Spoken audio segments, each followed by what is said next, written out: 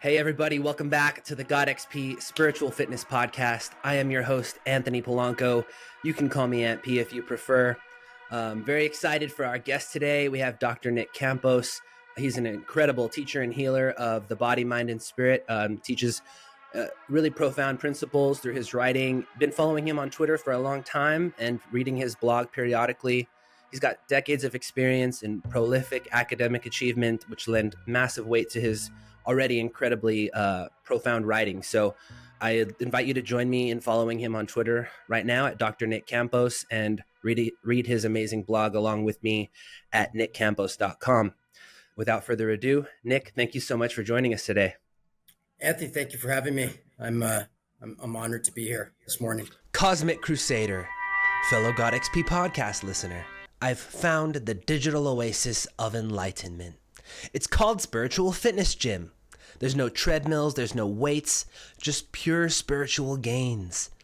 If you're ready for a Zen playground, a spiritual buffet of yoga, meditation, and other divine practices, well, my spiritual comrade, I've teamed up with Spiritual Fitness Gym to bring you my very first instructional boring-proof meditation completely free for a limited time. This is a boot camp for the body, mind, and spirit, a series of meditations with yoga that you can practice on your own time to build a consistent spiritual practice in your life. Don't miss this opportunity to develop your daily practice into something that's engaging and consistent and totally worth doing forever. That's right, my friends. My very first course on Spiritual Fitness Gym, called Boring Proof Meditation, is absolutely free right now. Just pure, unadulterated technique and practice with me. So, are you ready to ditch the McDonald's of spirituality and embrace divine excellence? If so, go to spiritualfitnessgym.com right now and level up your spirit today. Nick, thank you so much for joining us today.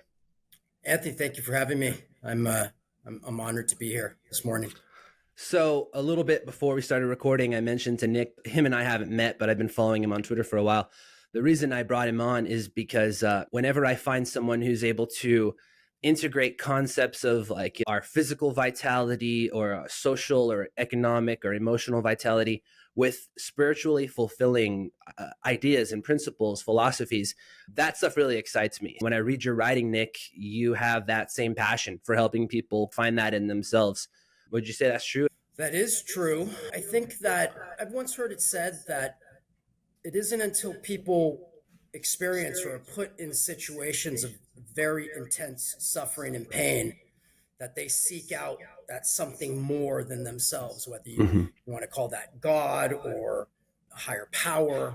And I hear you saying that you had some turmoil in your early life that led you to seek out certain things. And the same is true for me. And I think that's the general human experience. When people suffer, and I mean, we all suffer, but when you have those moments where, I mean, it really seems like everything is falling apart, we have a tendency to look upward and look for guidance and grace and divine guidance, if you will. So yeah, like you, similar experience.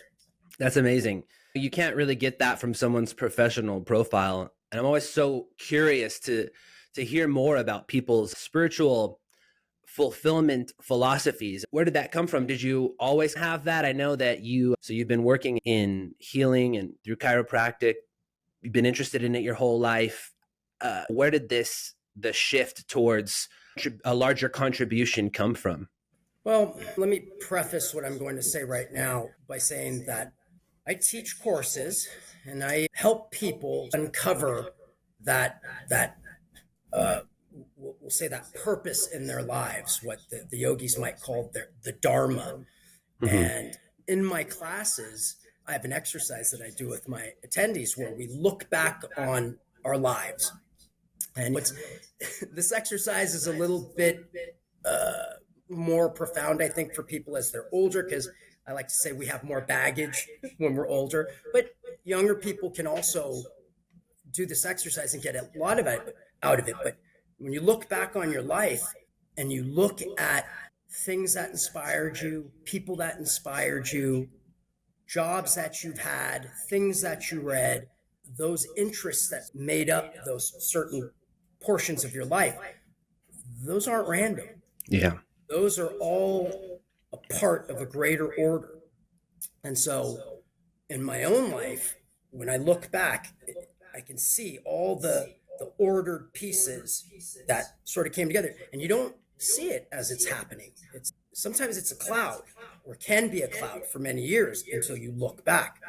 So now to answer your question, I wouldn't say that I had one singular moment. I've had a number of moments that were awakenings for me. So early in my life, I was my greatest loves as a child were sports and music. How that expressed itself later in my life is that my first professional choice was to become a chiropractor and to work primarily in the area of sports injuries. So that was that element. Mhm. The music element was really an expression of an artistry. That artistry comes out in my work. So, as you mentioned, I do a lot of writing, I do teaching. In my teaching, I provide quite a bit of visual elements. So I get to express that artistry in a different way. When I was in high school, I really did not resonate with the role of being, let's say, the student. And I was a juvenile delinquent. I would get in trouble quite a bit. I saw it as just having fun.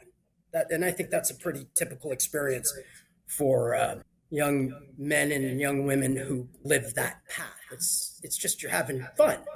But in that process, there was a lot of maybe getting into trouble, and that led to certain consequences. There were legal consequences. There were consequences of not having a structured path in front of me. There were physical and health consequences.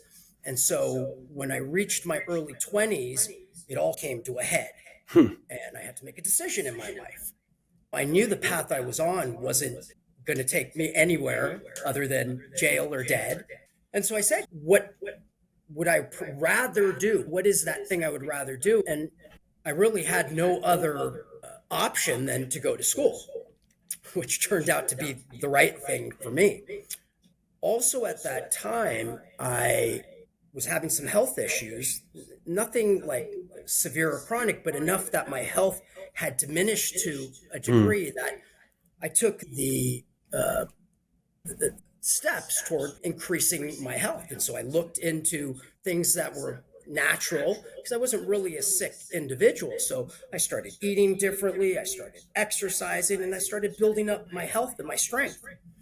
And then in addition to that, because I was in a cloud of what to do, I started to get interested in and have awarenesses of certain metaphysical teachings and New Age teachings. So it really started with some New Age authors like Shakti Gawain, Louise Hay, Wayne Dyer. And if you haven't heard of any of these authors, these are all big authors in the New Age genre and speakers. And they talked about thinking about life and the world in particular ways. Perhaps that was thinking positively or seeing interconnections between elements of life. And I came across a teaching by a man named Ernest Holmes, who wrote a book called The Science of Mind. And I highly recommend this book for anybody who's interested. And this book and this man's teachings all kind of revolved around how your life experience is a product of how you think. And this was it was an awakening for me. There was a church here in Los Angeles, I'm in LA right now, called the Church of Religious Science that taught the teachings of Ernest Holmes. And I started going to this church and learning these principles. And so that combination of things got me on the path. So at school, I started studying things that I didn't think I never thought that I had the smarts to learn chemistry. But lo and behold, I had an interest in it and I started taking the classes. And not only did I understand it, I excelled in it. Wow. So that kind of led me on my academic path. I Wow. ended up getting a degree in molecular and cellular biology from UC Berkeley. And that kind of opened up the scientific world to me. And you probably see in a lot of my writing that I discuss a lot about science. I was a part of that world for many years. I was a trained researcher, and I have an understanding of how to look at natural phenomena through a scientific lens. And science is just it's a process of observing and recording and analyzing things. When I graduated from college, I knew that I didn't want to spend the rest of my life in a lab. And I like to joke about that. That was the biggest thing I got out of college, was I learned I didn't want to be a molecular and cellular biologist anymore. And so I had to ask myself, what would I love to do? And I had a injury when I was in my early 20s where I had a fall and it landed on my head. And I had difficulty turning my head for about a year. Wow. And at that time, I saw an orthopedist, and he gave me the old, "Sorry, son, there's not much we can do for you." And so I went to see a chiropractor, and one visit, adjustment of my neck, and it was like a miracle. And at that moment, I had an epiphany, like, that's what I want to do. I want this in some capacity. I want to help people physically and naturally and immediately and effectively. Yeah, something that works. Exactly. And so I went to chiropractic college. And while in chiropractic college, I started to meet all kinds of fascinating individuals, because chiropractic, the profession, has for over a century produced some of the most amazing minds in health and wellness that our culture has been exposed to. In fact, much of what you hear today out in the realm of health was actually originated by the chiropractic profession. Things like being wary about over-vaccinating, taking supplements and vitamins. All of these things were really promoted by the chiropractic profession all the way back in the early 20th century. Wow. In fact, do you know who Jack LaLanne is? Yeah. Jack LaLanne was actually a chiropractor. Really? He was. Wow. He didn't promote that part of his life because, he was on television and there was a stigma attached to the profession. That's a long story. I'm happy to come back sometime and talk to you about that.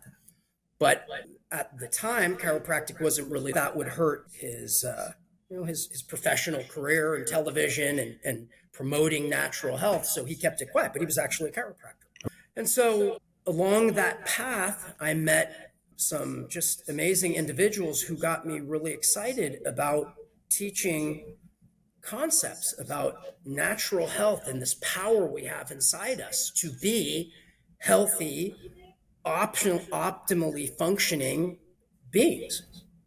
And I went on that path to teach the world this. I've been practicing 23 years. I've seen thousands of patients, and I came to realize that I'm going to say 100% of our physical ailments, not 90%, not 95, 100% have a psychological component connected to that. Wow. I am certain that every physical ailment has a mental component to it. And so I wanted to teach people that. And so I sought to put that out into the world. And then in, I'm going to say 2013, I went through a divorce, and it was a pretty messy situation that lasted much longer than your average divorce, mostly because there are children involved and there were custody issues and battles and so forth. And there was truly a time in that period where I felt like the world was collapsing on me. My business was imploding. My finances were all going to attorneys, having a challenge seeing my children, not by my accord, but just the circumstances. And it's like I said, when you have these experiences where you have the weight of the world on you, it's a sort of universal human experience to look upward Yeah. and say, what the hell is this about? What is life really about? And so at that time, I made the commitment to start meditating. I knew about meditation. I had done a little bit here and there, but I never did anything consistently. Maybe I'd meditate for a couple weeks and then I would stop for months and that sort of thing, which I think is very typical of people that try meditation. And I said, I'm going to commit to doing 2 hours every day, every single day. I'm going to do an hour in the morning. I'm going to do an hour in the evening. That's what I did. And I started to have like this influx of ideas and information just start coming to me, quiet in my mind. This information pouring in. And from that came the courses that I now teach and some book ideas that I've written and my article ideas. I started to notice some physical changes and then some mental changes. And so despite this chaos happening around me, I had this sense of togetherness and unity. And so that was a big sort of moment for me. So, it's a long answer to your question. There were many moments. Yeah. Yeah. But that one seemed to be the big sort of crisis, at least up till now. The most recent one, right? All of our futures, we don't know. There could be an even bigger crisis. But I know that I have tools. Tools have served me in my life up till now. And so if I need them, they're there again. I got my sword, I got my shield. Yeah. Wow. Yeah, that is so good. There's so much to unpack, but what I'm hearing is that there are epics in our lives that they come with great struggles. You could call them wars if you would. Like there's Exactly. internal or external. We all have these moments in our lives we can look back and they tend to be marked by great pain or great suffering. Yep. I was looking at this video on the internet yesterday and it was showing like a ball rolling on a track. And there was one that had big dips in it. And those dips were allowing the ball to lap the other ball who was just rolling on a straight track. And so one was like on a half pipe and the other one had like bigger dips in it. Yeah. And it was lapping the other one. And the metaphor was if you don't have downs in your life, then you're going to be moving a lot slower. The downs allow you to accelerate really fast and you have bigger ups than you would have had. And so I think when these problems come into our lives, we have this inevitable moment of having to change. And those end up being our boons, our big blessings in life. And those technologies, the tools that God or the universe or source gives us are our boons, and they feel like superpowers. And that same story echoes in my life, and I'm sure many people listening right now can relate to experiencing suffering and then coming out better on the other side of that. Absolutely. I believe Winston Churchill said, never turn away from your challenges or your fears. Never, always face them. Always face your fears. The worst thing you can do, in my opinion, is to shy away from your challenges. You have to meet them head on. And you said it, there are wars, and you're not going to win every battle. You're going to get your ass kicked. You're going to get knocked down. Get back up, because you will overcome. You'll slay the dragon. Our mythology throughout human civilization focuses on these ubiquitous human experiences, these things that we all experience. And that's, as Joseph Campbell called it, the hero's journey. And you have a dragon to slay, whatever your life is. And you have to face that dragon. And you're going to get wounded and you're going to get scarred, but go slay that dragon. It's amazing. And rewards are there. It's sitting on a pile of treasure. If you're someone who listens to the GodXP podcast, then you're probably on a quest for cosmic gains. If that's true, we have a sponsor for you. Check out Seeker's Market. This is the place to level up your spiritual swag, home decor, fashion, courses, and more. Seeker's Market is now the official merch shop for all GodXP merch, and we couldn't be more stoked because of the incredible quality and caliber of art, prints, fashion, online education, and more. What's amazing about Seeker's Market is they understand that GodXP listeners have the spiritual aesthetic of the gods. So, visit theseekersmarket.com and use code GodXP20 for 20% off your first order. What's better, if you live in the US of A, free shipping on all orders, no minimum purchase required. Could not be happier to partner with the Seeker's Market to bring you current and future GodXP merch, and I can't wait to fill the office and my entire home with Seeker's Market, art, prints, and more. Join me, won't you, in visiting theseekersmarket.com today. And that's, as Joseph Campbell called it, the hero's journey. And you have a dragon to slay, whatever your life is, and you have to face that dragon. And you're going to get wounded, and you're going to get scarred, but go slay that dragon. It's amazing. Rewards are there. It's sitting on a pile of treasure. Isn't that amazing how we all have that, despite the many differences in everyone's lives? Anyone could be listening to this, and the metaphor cuts through all the things that separate us. We all share these universal truths, and yeah, that's just so beautiful. Looking back on your life, and you see these moments post college, deciding maybe I don't want to just practice chiropractic. Maybe I want to use my knowledge to create something new. And these things seem like really big setbacks. I guess people fear those things happening to them, but really those are the inevitable moments of change that we all genuinely seek, actually, whenever we start to feel stale. And it's the comfort and the not experiencing pain that is the problem. And yeah, it's just so interesting. We don't want to seek out misfortune, but misfortune ends up bringing our greatest blessings. Well, life is filled with paradoxes. And if there's nothing certain about the universe and the human experience, is that there are paradoxes all around us. So you're mentioning one very powerful one, and that's the pleasure-pain principle. Of course, we enjoy pleasure. We have a hormonal system that is geared specifically toward that, the dopamine system, and it feels good. We love our pleasure, but pleasures make you soft. And when you get soft, life gets harder. And then the hard part of life toughens you up. And so there's a meme that's been going around probably for a year or two that's pretty popular. I see it around a lot. It says, good times create soft men. Yeah, I know that one.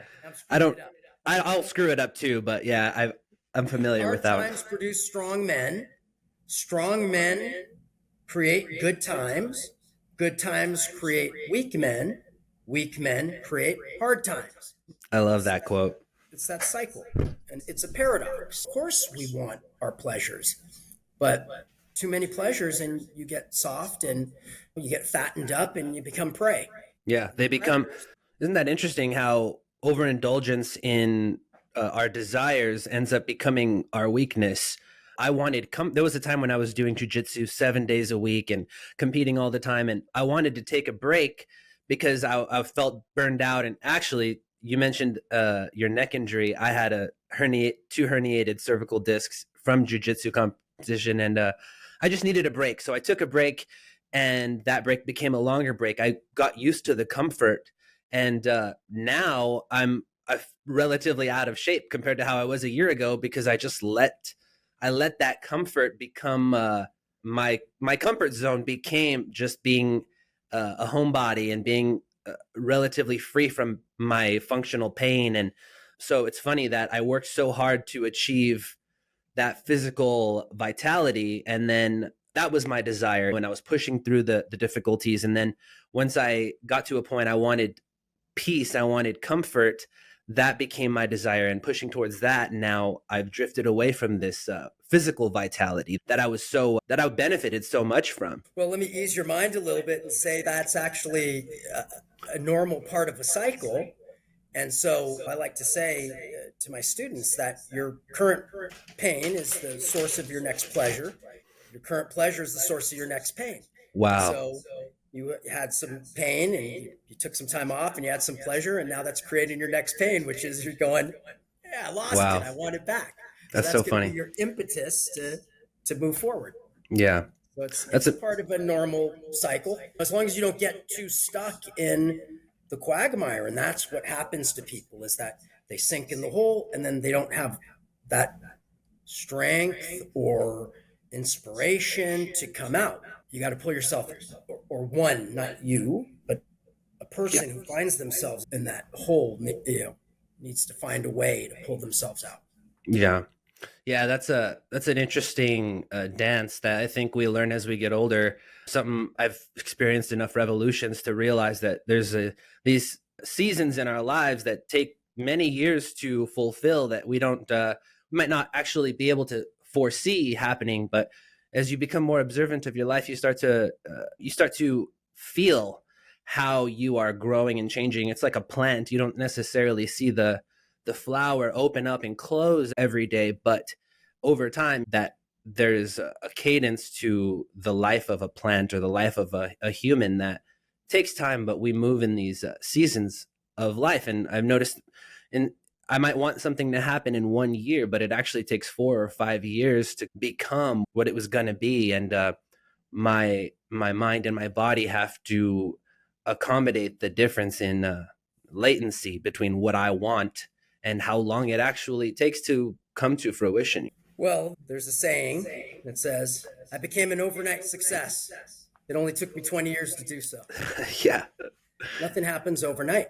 And so what you're saying are extremely valid observations, that you creating something that is meaningful in your life is a time process. Everybody's experience is unique, but for most people, there's a time process in it. And so it's a very good weeding out element of life. And what I mean by that is that people who really want something, they're going to do it, whether there's pleasure or pain, whether they're successful or not, which of course is a relative concept. Do something because it's what you're meant to do and it's what you love. And ask yourself, can I do this? Can I do these shows for 20 years and have them have very little people watching and my name not get known, but have people there and getting something from it, even if it's modest? Will I still do it? And if the answer is yes, then that is your dharma. That is your life's purpose. And that's what you must follow. Yeah. All the rewards are going to come. They will. It's a matter of time. To me, I'm so certain about that principle. And that's what I strive to teach people. Find what your path is. Do what you love, and it will bear fruit. But don't do it for the fruit. Don't do it for the fruit. The fruit will come, but just do it because that's what you're here to do. In yoga, that's called the karmic yoga.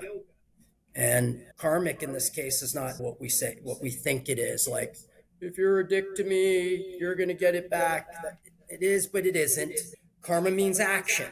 And the idea behind the karmic yoga is every action has a consequence. It's like dominoes. Mm-hmm. So everything that you're doing in your life has a consequence out in the world. And do your duty. It's better for me to say dharma. Do what your purpose is in life. And that will have ripples out into the world. I learned something about the painter Van Gogh, which I didn't know. But in his lifetime, he actually had very little recognition for his work. I didn't know that. I actually saw that on the internet. I saw a video on it, and I was fascinated. And that really troubled him. That really bothered him. He did all this work, and it was not recognized. And it turned out that when he died, his work, I believe, is the most I want to say this. I feel like it's the most. It has garnered the most amount of monetary worth Wow. of all any artist. He became like one of, if not the most famous painter, certainly one of the top in all of history. But that didn't happen in his lifetime. Don't do it for the fruit. Do your duty and do what you're here to do. I'll use your analogy. Let it flower. Yeah. I see the world changing for spiritual teachers. There's an increased cost of everything, which means most people can't afford retreats and trainings. There's an impact of traffic on commutes to the yoga studio or to church, and an increased attention on smartphones and laptops that we simply can't resist anymore.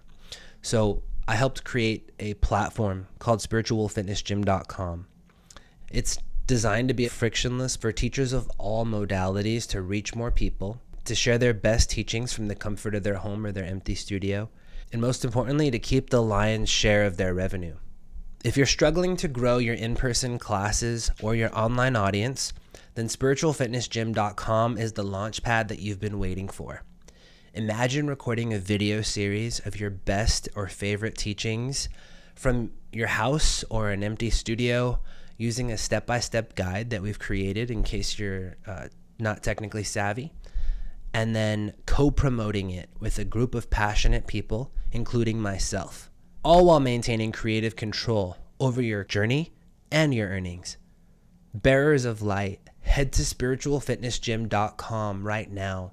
Click on the link Teachers and open the door to a realm of new possibilities, greater impact, and the kind of collaborative growth that can transform your business and light up the world together.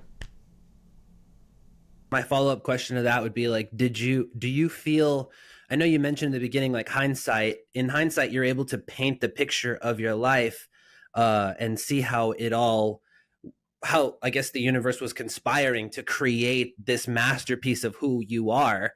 But you mentioned your divorce 10 years ago. Like in that moment, did you feel like you were fragmented in your identity, that you built something you reached a dead end and you weren't going to be able to connect to the next chapter? I know there was times in my life when I felt like I had worked towards this thing, this GodXP thing, and now I've reached a dead end or a plateau, and maybe that was a complete waste, but the universe always finds a way to spin it. In hindsight, it's easy to see that, but in the times of these crises or these epics in your life, like what did you hold on to continue that idea that you were going to connect the dots later, or how did that happen for you? It's such a great question. And let me answer it the way you asked it. Did I have those moments of fragmentation? Absolutely. I would say there are moments of doubt, of self doubt, like, oh, am I really what I think I am? Or am I really meant to do or be what I have thought? Have I been, as you said, wasting my time? That is a normal human condition that is so ubiquitous. That's a part of every great spiritual teaching, that doubt. And that's really where the spiritual teachings say, have the faith. If you're Christian, you look toward God. If you're yogic, look within. But absolutely, I had that. And that's where the foundation is so important, where you have to have something that is like a rock that you hold on to, that provides certainty and presence and inspiration and whatever else that you need to get you through. And I am certain that rock and foundation is your dharma. It Mm-hmm. is your life's purpose. And I can't stress that enough. Now, people might say, well, I mean, how do I know? How do I know what that is? Well, yeah, for some people, it's very easy. I always like to use the example of Kobe Bryant. Kobe Bryant knew he wanted to play basketball from a very early age, and that's what he did. And that's what he did. Mm-hmm. But for the vast majority of people, we don't know. I didn't know. I thought I was going to be a baseball player. Then I thought I was going to be a rock star. Then I thought I wasn't going to be anything except in jail. And you just follow the stuff that you love and put interest into it. Excuse me, put interest into it.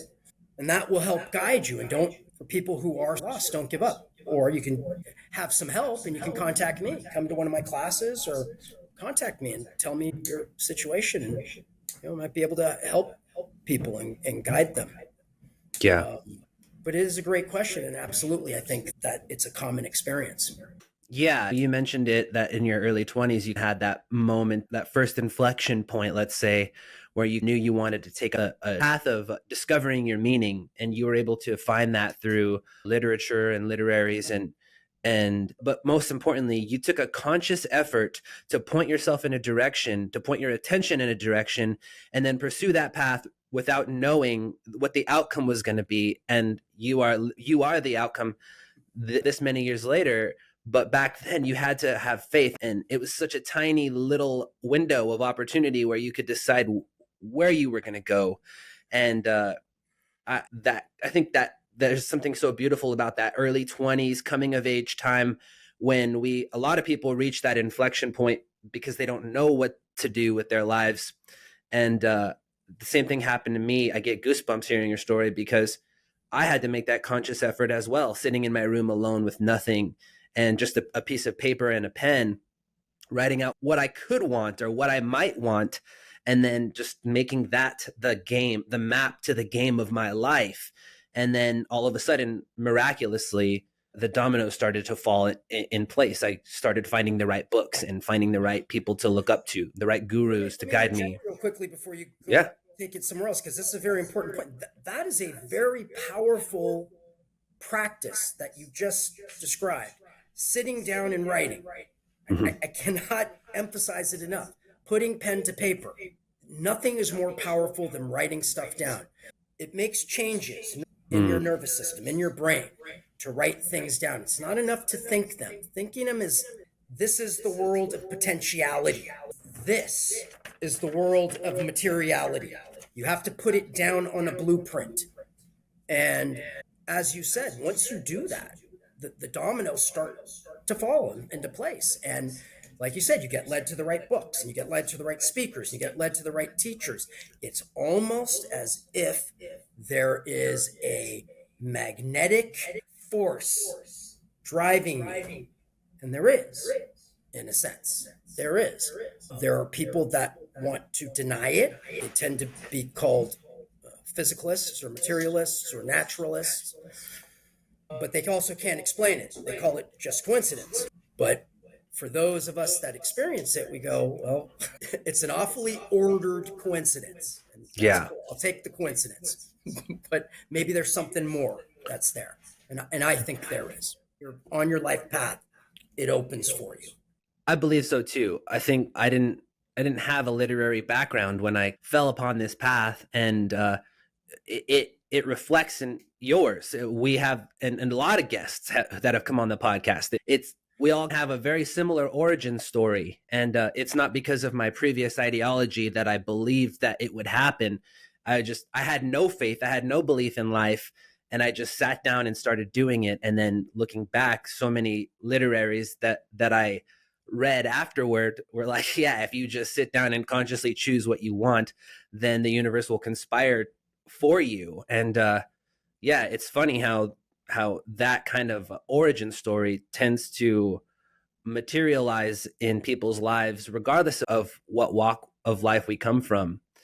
Yeah, it's just so beautiful to see those connections and those parallels between people who come from different walks of life, but are you and we've come together here to collaborate because we have this passion for helping people realize that there is a way out of dead ends, and that the other side of it is fruitful. Absolutely. I like to tell a story.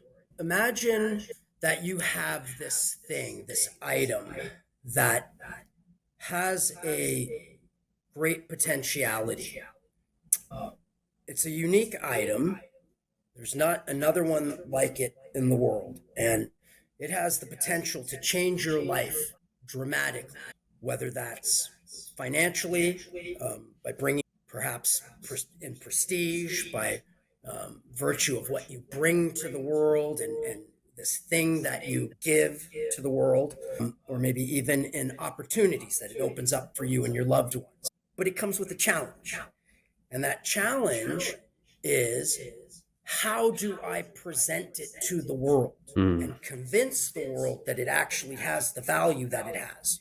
This experience, this, I'll say, conundrum and experience, is another universal human experience, to the degree that there are folk stories written about it. You can take, let's say, Jack and the Beanstalk, for example, where Jack, his family are peasants, and they have a cow, which is their sole source of income. And the mother asks Jack to go out and try to earn some money. The cow has stopped producing milk, and try to do something, sell the cow. So he goes out and he meets a guy who offers to trade the cow for magic beans, 3 to 5 beans, right? And he does it because he decides, I'm going to take the risk. There's this great potentiality here, and he gets talked into it. And he goes home and he shows his mother. He's excited, and she looks at the beans and she goes, "You traded our cow for this shit?" She throws it out the window. And of course, the next day, the beanstalk goes, and he ends up, slaying the giant and getting the riches. But that idea of this thing that has potentiality, we all have that. It's every human being has this thing, and it is your life's purpose. It's your dharma. And the challenge for people is, how do I bring this out to the world and share it with people and convince them that there is value in this? Mm-hmm. That's the difficult challenge. And there's 3 levels of how people approach this. The most common level is that people deny the truth of it, and they go, "I don't have anything special." They may not even verbalize it. They think it inside themselves. There's nothing special about me. And even within that group, there are different levels. Some of them are purely operating on survival and what I can get on a day-to-day. They're not even thinking about the future and what they have inside them. They're just thinking about making it to the next day. And then you get the second level of people who, they understand that they have this thing, but they just don't know how to present it to the world. And so they get stuck. Some of them may give up, and they go like, "I feel I have something and it kills me, but I don't know how to do it." And then you have the third level of people that they know they have this thing, and they have an idea of how to bring it out into the world, and they're either doing it completely or they could use some help. And so what I do, you told the audience that my dharma is, I'm a teacher and a healer. And what I teach, my students, if you will, is that they have this thing. And the most powerful thing that they can do is find it, uncover it for themselves.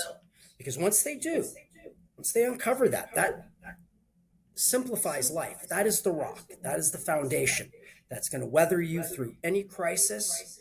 And it is, your job is to present it to the world, to convince the world of its value. And it is valuable.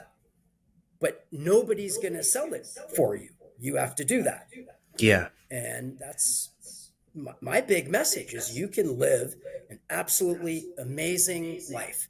That doesn't mean a pain-free life. It doesn't mean an always happy life, but amazing, with adventure and excitement and everything you could want. But you have to tune in to that thing. And when you do, it's mind expanding. It really opens things up. What are some of the challenges that some of the people you've worked with, like, what do you find is the biggest challenge in getting them to believe that in themselves? I've found that as people get older, especially people who are older than me, it's hard for me to convince them that their suffering is surmountable because, well, they're older than me. They've experienced more suffering longer than I have. So it's easy for me to say because I have less time spent suffering than they do. So when people have these conflicts in your classes or clients you work with, like, what are some of those major things that hold them back from believing that it is surmountable and that there is meaning on the other side of it? The first thing that I do with people is I awaken them to their own values. And that's key. So I'm talking about this thing in a particular way with you that makes it sound like it's grand and lofty and it's riches and all that. And I want to say right off the top that not everybody wants that. Hmm. That's a very important point. Different people value different things in life. Some people simply value being with their families, raising their families, and that's a beautiful thing. That is enough. It doesn't have to be more than that. And then there are other people who actually just want to be connected to God. And for many of us that have material desires, we think that's crazy, but there are people that's what they value. So the first thing is to tune into what one values. And when you do that, you don't have to overshoot what you're looking for in life. So I think that's the most common challenge is that people don't get that. They think, but oh, I have to like bring something to the world. I just want to live my life and be with my kids. That's a dharma. That's okay. And it is powerful. There, to me, that is a gem. You are bringing something beautiful to the world because you're raising children and you're contributing to society. And I don't lower that. Everybody is different in their, we'll say, hierarchy of values. It's what truly makes people unique. It's even what separates the identical twins is that difference in values, and they can become different individuals. They're not exactly the same. But I would say that is probably the biggest obstacle is getting people to understand that it doesn't have to be a lofty thing. It's you have things that you love and that you value. Focus on those. Yeah. Yeah. Yeah. And so the tools that you use to help them get there, could you explain some of that? Well, so as I've said, that an individual has a part to them that is extremely unique, and that's the value system, their unique hierarchy of values. And that value system is really the foundation of their dharma. And so it's wise for individuals to uncover what that is and then have that guidance. But there's also a universal element to humanity and to humans, which is shared by every person walking the earth. And that is the body, the mind, and the spirit. And so there are practices that are valuable and benefit to every person walking the planet. I'll keep it simple, but just taking care of your body. So let me back up and say, when people are wounded, they have a hard time thinking about the future.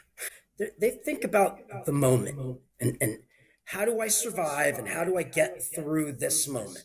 And there are many different types of wounds that people can develop. Their physical wounds, their mental wounds, their financial wounds, and you can go down the list.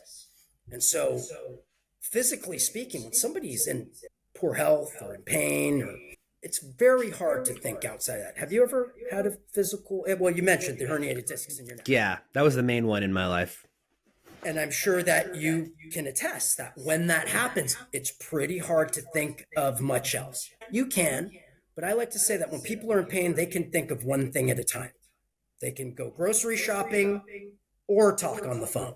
They Yeah. can't talk on the phone and go grocery shopping because the pain is too intense. Neurologically, it takes your attention away. And so that's true of all wounds. When you're wounded, your focus is on that, and it's hard to think out there. So Wow. part of what I help people with is to get on this path of focusing on what are these activities that I can do that can benefit me physically, mentally, spiritually, and make those things routine and habit. In addition to that, my courses are based around meditation and the meditative arts. So I teach people how to go within. There's various ways to do this. I teach a number of them, but I also teach people how to balance their perspectives and their view of themselves, of people in their lives, of their lives themselves, their experiences, and the world at large. Because like I already said, the physical ailments have a mental emotional component. And many of those things are perceptual. So as a very simple example, when you're having a physical ailment, it's valuable to ask, what have I not learned to love? Go through your checklist. What's the stuff you're complaining about currently in your life? What's the stuff you're complaining about? What are you pissed off about? What do you hate? What do you condemn? What do you think the world needs to get rid of? And learn to love that. Learn to love that thing. Nobody's going to pick that up hearing me on a podcast. They don't get what I'm saying. That's where they have to come to my class. And I show them how to do it. Whatever. I know. Well, to mind is with my neck injury.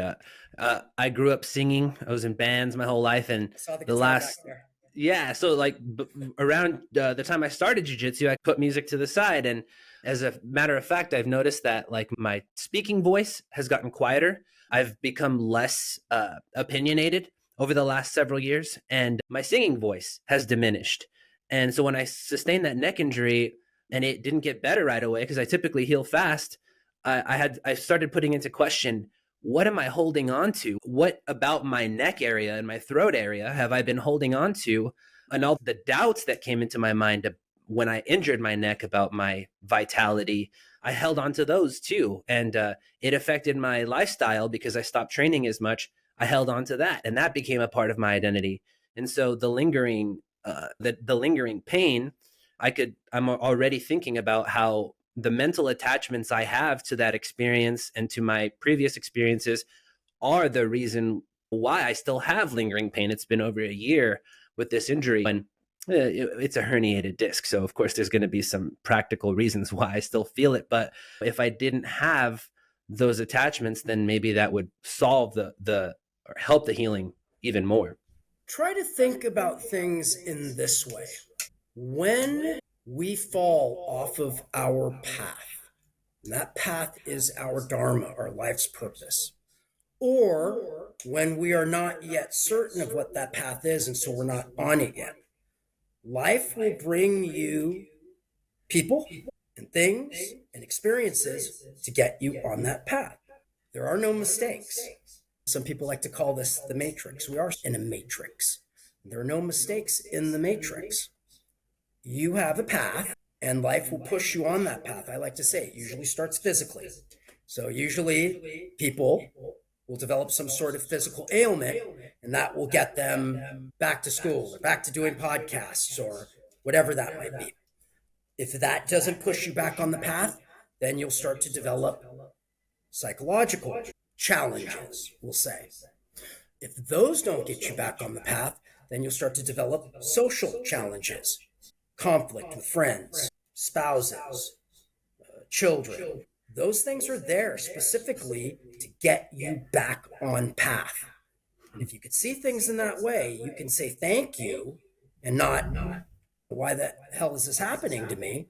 But thank you, because it's pushing you to get back on your path. And I can almost guarantee you, when you are on your path, the social will clear up, the mental will clear up, the physical will clear up. Doesn't mean you don't have to put attention to it. I don't want anybody to walk away with that illusion. You have to put attention to it physically. But there are hundreds of thousands of chronic ailments in our society that aren't going away.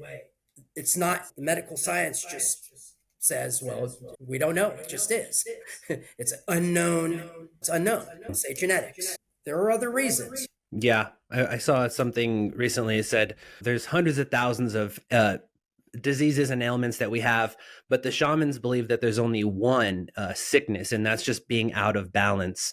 And when you're in balance, the things that are going wrong heal themselves. As a part of nature and the universe ourselves, participating in the universe's plan is the healthy way to live. Precisely. In chiropractic, we talk about a universal intelligence.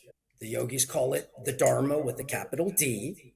And then we talk about the innate intelligence, which is the intelligence of any living organism within their body. It knows how to run a body. Nobody has to tell it. There's nothing smarter than it. A liver knows how to be a liver. Kidneys know how to be kidneys. Lungs know how to be lungs. And it's called the innate intelligence. The equivalent in the yogic philosophies is the prana, and it's the life force. And in the Far Eastern philosophies, it's the chi. The same idea. It's the innate intelligence. And this force, this power, knows what to do, and it is healing. But it's if you are out of balance, like you said, it will not. That is an obstacle for that innate intelligence to operate clearly and cleanly. And so Mm. you do have to bring yourself back into balance. Maybe that balance has physical elements. Maybe it has some, well, most definitely has psychological and emotional elements, and very likely it has spiritual elements as well. So the mind, the body, the mind, and the spirit, those things need to be in balance to have that free flow. So I'm certain. I mean, I've been working with people in physical health for 23 years, and I've never been more convinced than I am today. Wow.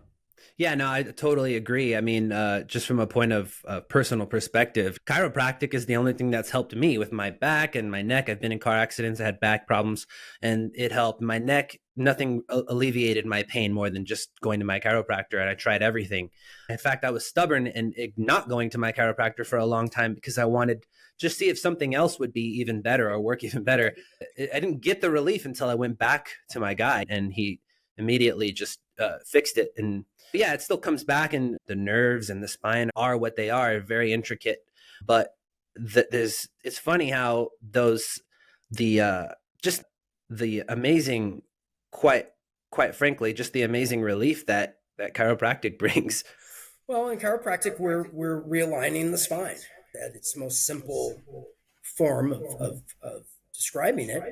And when we do that, we're taking any sort of insult or pressure off of the nervous system. The nervous system is the master control of the body.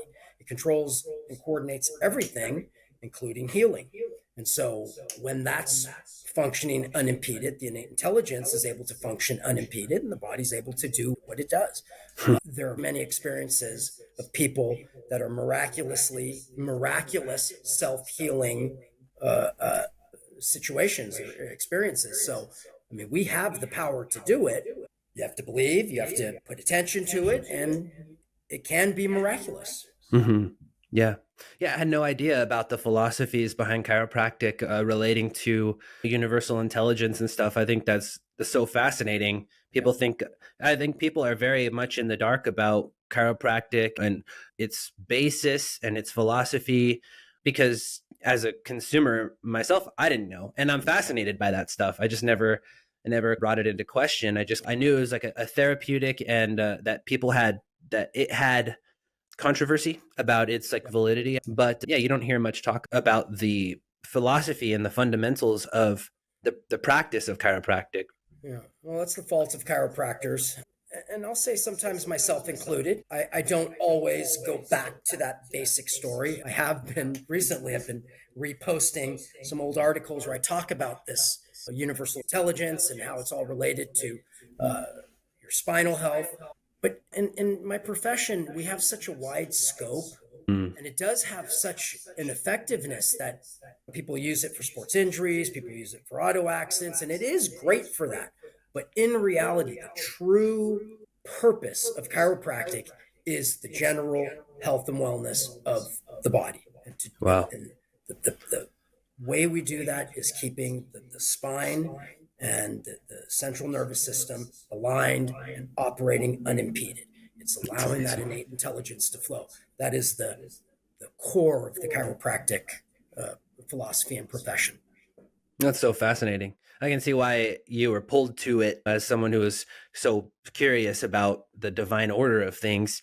It sounds like yoga. It sounds like a spiritual philosophy. And I'm so fascinated by how these universal truths spill into people's minds throughout history. And then it becomes, years later, a part of like a Lindy part of our experience. We think of yoga as a fitness thing now. We think of chiropractic as just strictly a physical health benefit. And when you look back in the lineage of it, it comes from probably the person who invented it had this enlightened experience with God about how to heal the world. And then it became. That's just so That's exactly fascinating. right. That is actually correct. That's what happened.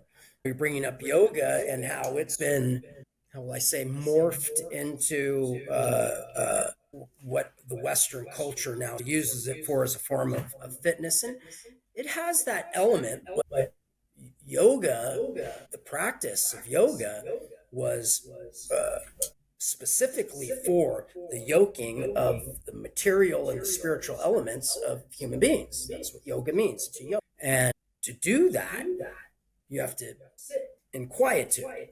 To be able to sit in quietude comfortably, you have to be able to get into a position. Now, mind you, this is an ancient practice, so they didn't have the furniture we have. So they're sitting on the ground, typically. And so to be able to do that for extended periods of time, they had to have bodies that could get in those positions. And thus, the element of it that is called the asana, which are the poses. But of course, in our Western civilization, it's primarily utilized as a form of fitness, which is fine. Same thing is happening with meditation.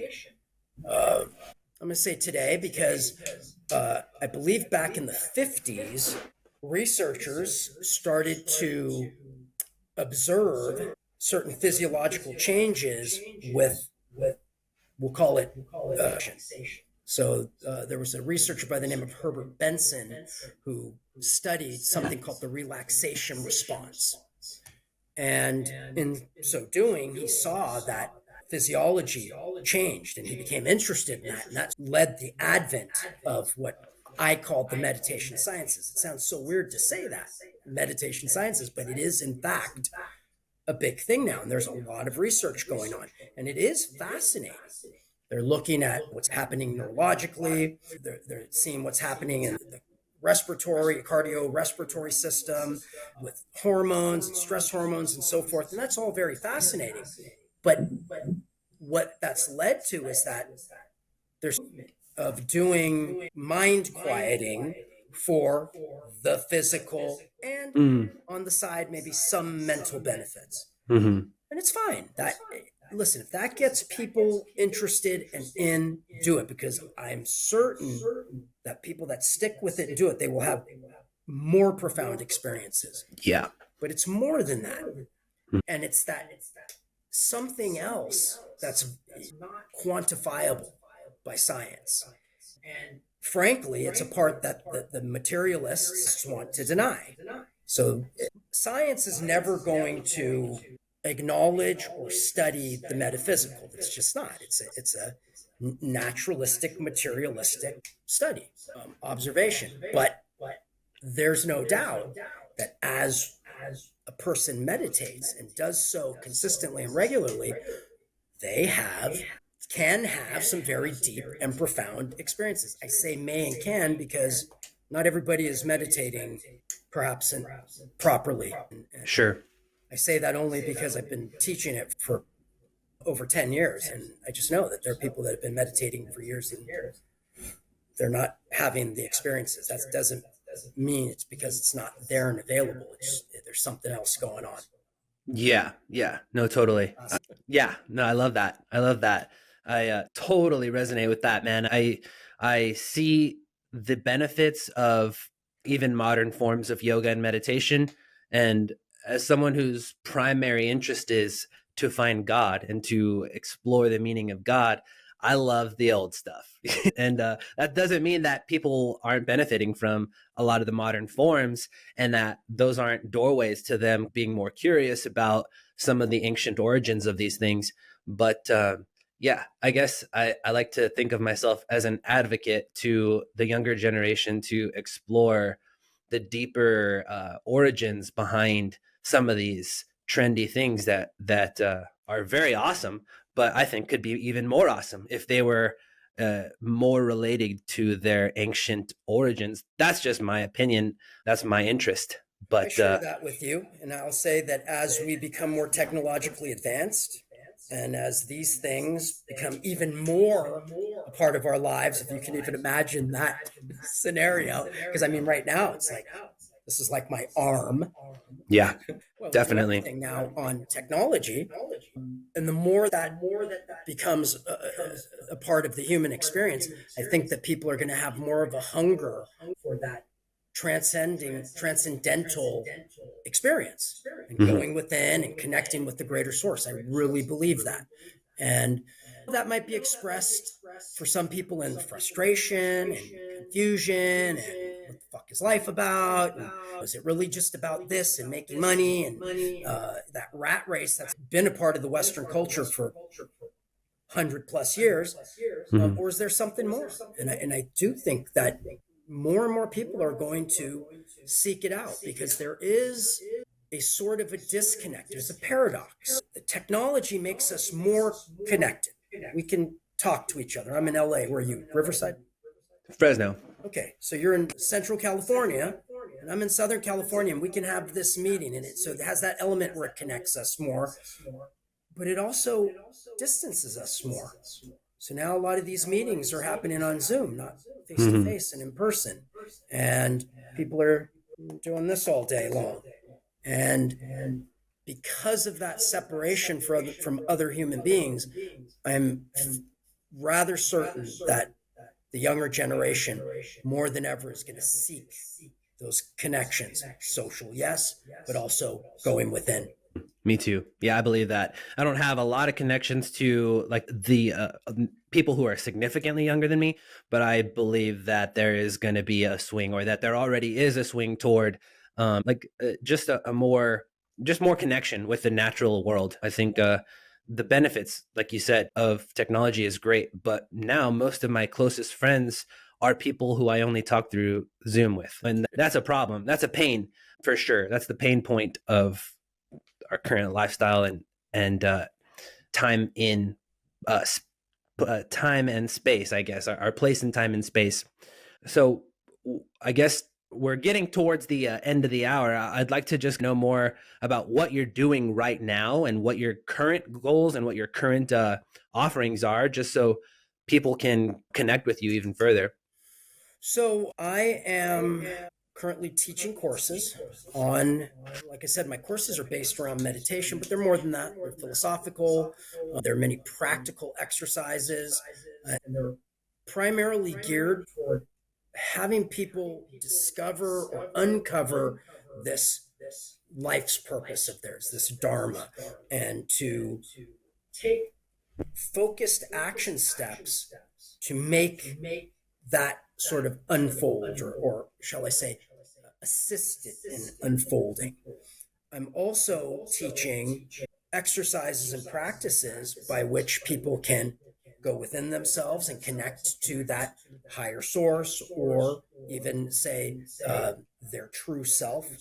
And so I do that through courses, and people can find that on my website.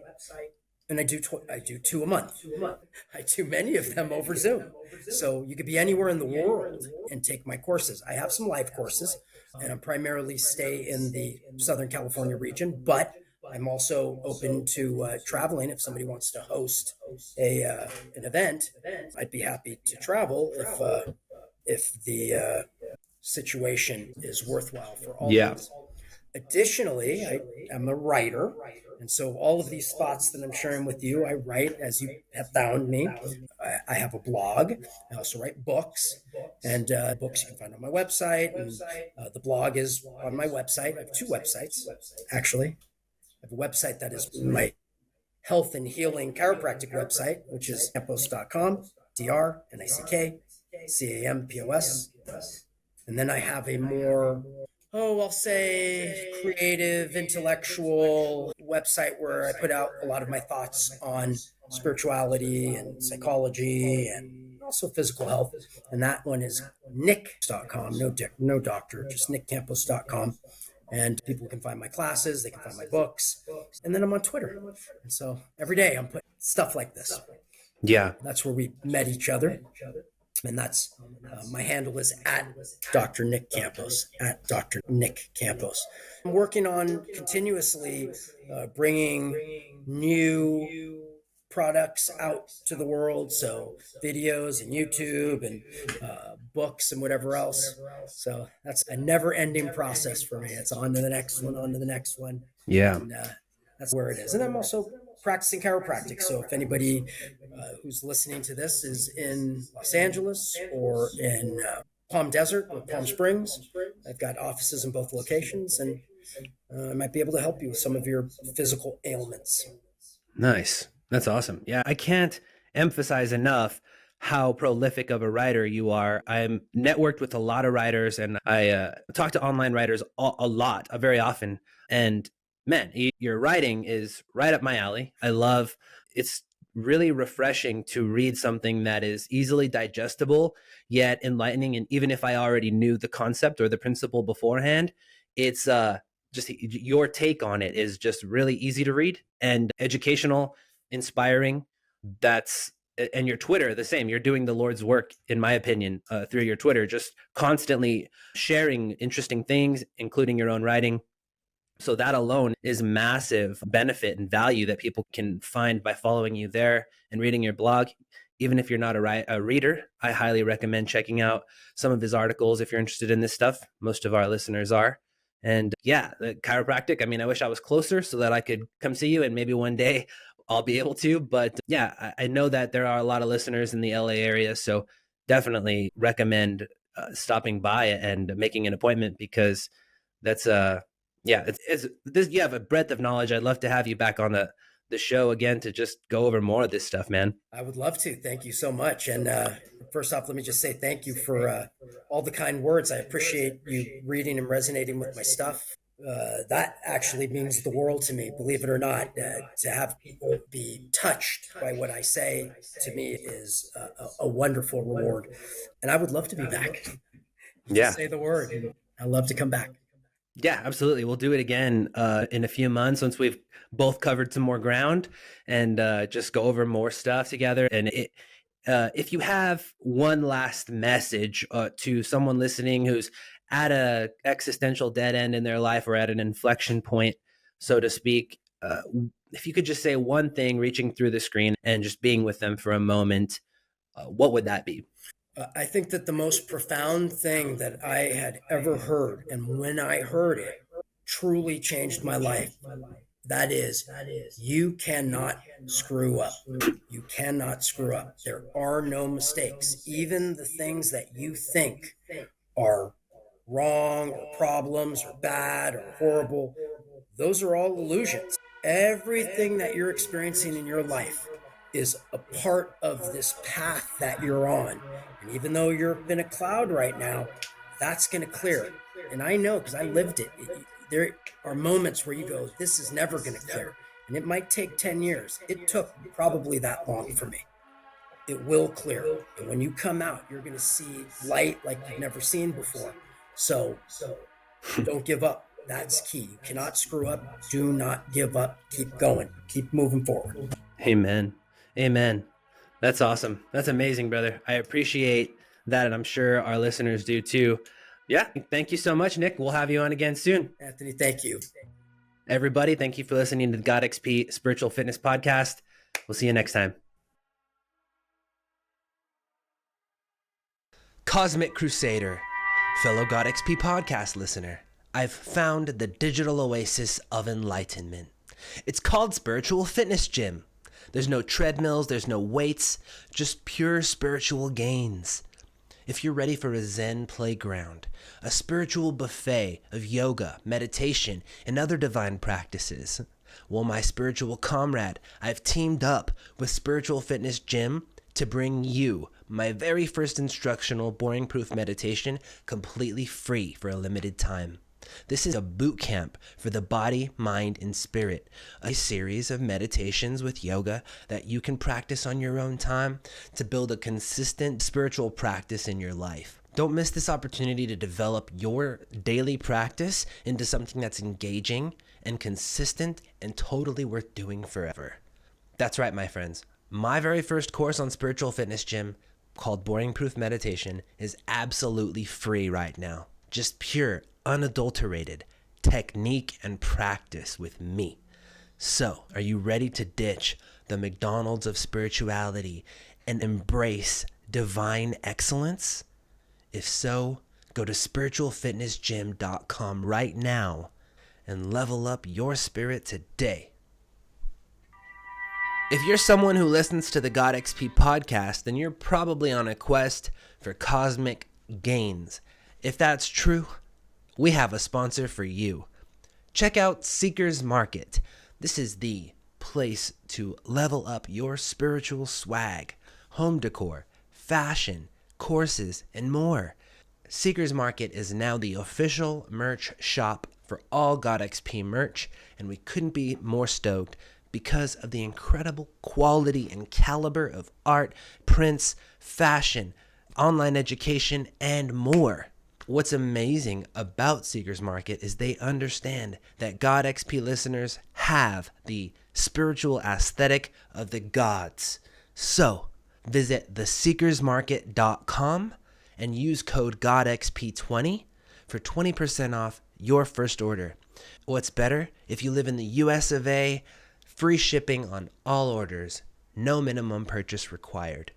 Could not be happier to partner with the Seekers Market to bring you current and future GodXP merch, and I can't wait to fill the office and my entire home with Seekers Market, art, prints, and more.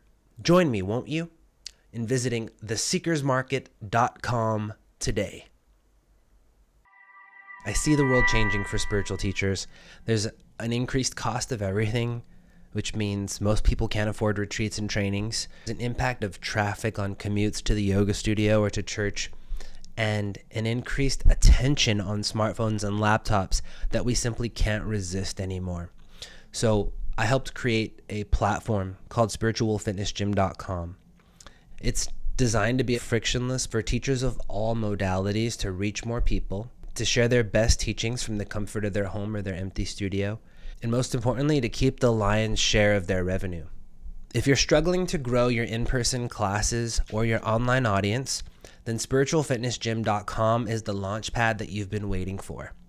Imagine recording a video series of your best or favorite teachings from your house or an empty studio using a step-by-step guide that we've created in case you're not technically savvy, and then co-promoting it with a group of passionate people, including myself, all while maintaining creative control over your journey and your earnings.